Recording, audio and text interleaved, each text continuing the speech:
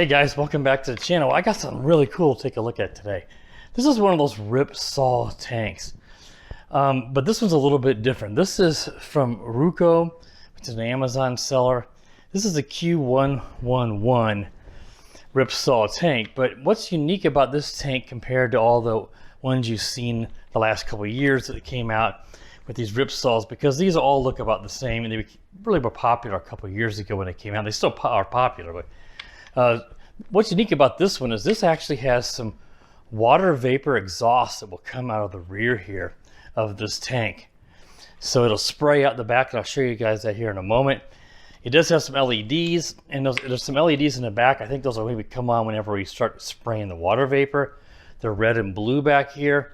Then you have these white LED strips that blink on the front, and then these really cool blue LEDs here in the bumper. Otherwise, it's just like the Ripsaws that you see all over the internet on these guys.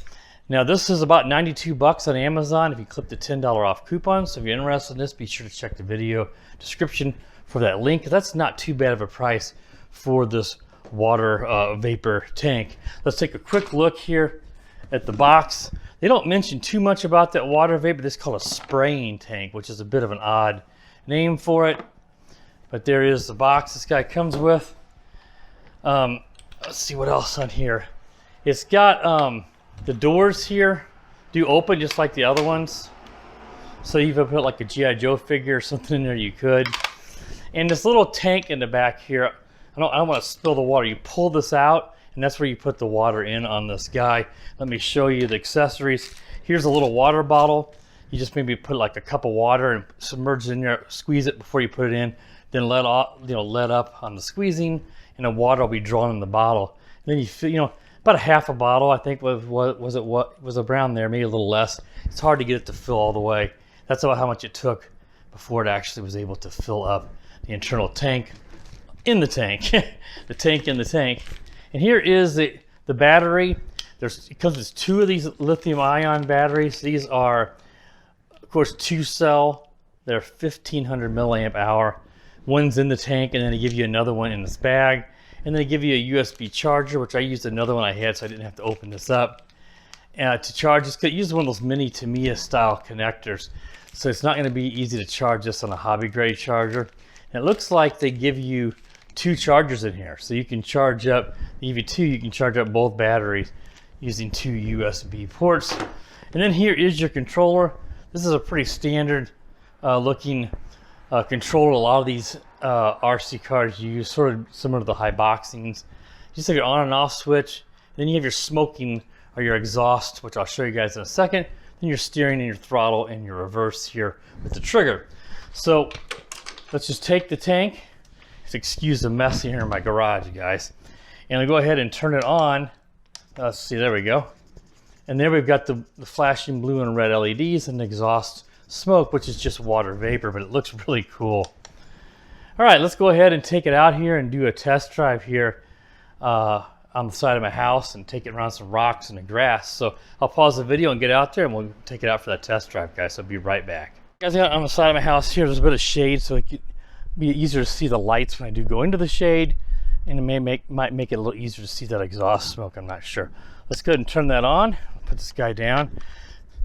Now, I reviewed the SG version of this tank a couple years ago, and then about a year ago I did another follow-up video on the snow. That looks pretty cool. Look at that.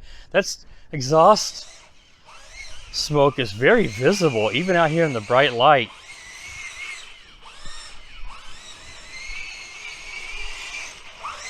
This is just like that SG. I don't know if it was like the 1604. I'm trying to remember the name of that one. But many different companies make that. Eachine had an orange version of that tank. And obviously they've just taken this and put that heating element, wherever it causes that, the water vapor to spray out of the back of these guys. I'm not exactly sure what actually makes it do that. But it's really cool. Gives that little added realism to this tank.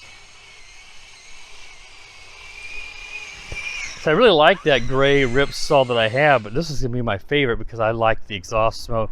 The LEDs on this or cooler. And I don't know if this is not like, this is brand new, I guess, to Ruko, but I don't think this tank, this has been out a little while, this version here. I didn't realize that. But it's certainly much newer than the original SG. Looks like I was trying to see if those blue lights are flashing. Look like they kind of went on and off, so I'm not sure. They're flat. They go off and on a little bit too. I'm not sure if that's an effect or what that is. It looks like now they're flashing and going in and out. But whenever I'm parked like this, they don't do it. So it must be an effect while it's driving.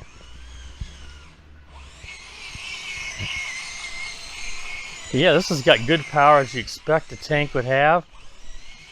And they're pretty quick. You can really see when you floor that, it really rides up 30 degrees or so. But man, that exhaust smoke is so cool. And unlike the tanks, like the realistic military tanks like the Henglongs and Tamiya, like the Henglongs come with that oil you put in there and it heats up in a heating element and it causes smoke, which is really cool. But that oil is a little messy. Those heating elements, like they tend to like quit working, then the tank quits working. I mean, not the tank, the smoke quits working. Both of my Henglongs, the exhausts don't work on them as far as I remember. I know that one of them it doesn't, for sure.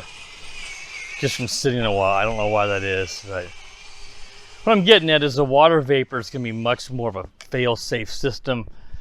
It's going to not have those same complications that the oil heating ones do, which is like your scale RC railroad, your model trains. Many of those had you put some drops of oil in and make a smokestack. That's what that works off. This is just going to be much better. And it's cleaner. It won't get your hands all dirty, and it's just water vapor. It's completely harmless. Yeah, otherwise it's just like the other Ripsaw tanks that are out there. Again, there's a $10 off coupon on this guy. If you're interested in it, you'll help the channel by purchasing through my links, but it won't cost you any more. And be sure you check that little box, take $10 off, and it's 92 bucks, and that's not too bad, in my opinion, because of these extra features.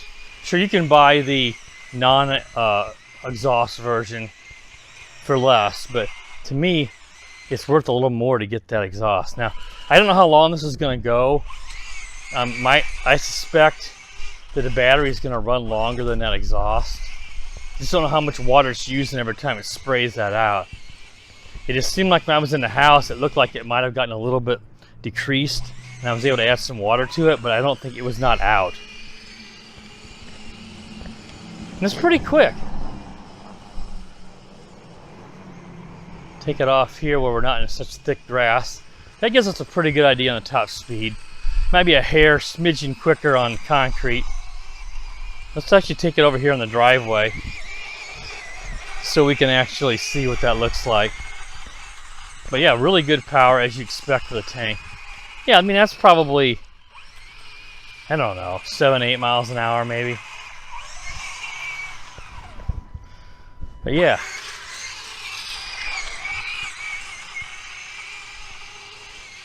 But this grass, as you can see, I need to mow, and it's just plowing through this with no problem at all. So I had these out in the snow before, my old one, and it was just fine as long as it wasn't very deep snow. If it gets too deep, it's going to get buried in it and not be able to go, of course. But an inch of snow or so is not a problem. But yeah, that exhaust looks wicked. What kid or an adult like myself wouldn't love this, but a kid's going to love that exhaust. That's just such a cool added feature.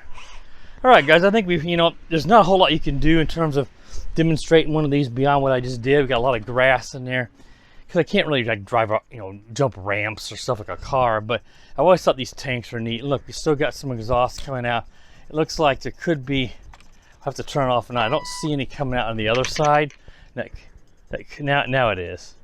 Now they're both going. So it could have just. Sometimes what happened with these, just like that little dinosaur I have that does it, is you see water in there.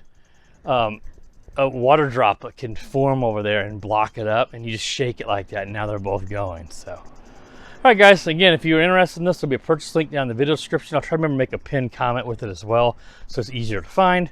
Again, it's around $92, if I remember correctly from what I saw on Amazon yesterday.